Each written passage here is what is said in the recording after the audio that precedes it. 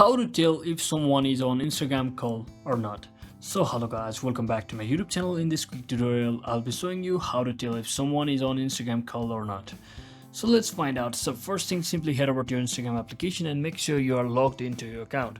So just head over to your chat section and click on any of the person who you find comfortable with, and once you're inside here you should notice that at the top right next to the call button there's a video camera icon. So if that icon is with a green dot or green circle button on it, so that means that person is online and is available to call, but that doesn't necessarily mean that the person is already on the call.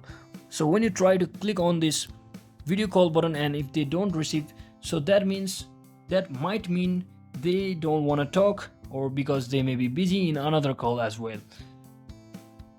So there is no direct way to actually find out if they are on a call or not. So sometimes when you try to directly voice call that particular person by simply tapping on that call button, Instagram might or used to show they were in another call, but since we cannot directly track it, you may have to consider things over here. So I hope this video was helpful guys. If it was, don't forget to like and subscribe to the channel. See you on the next one.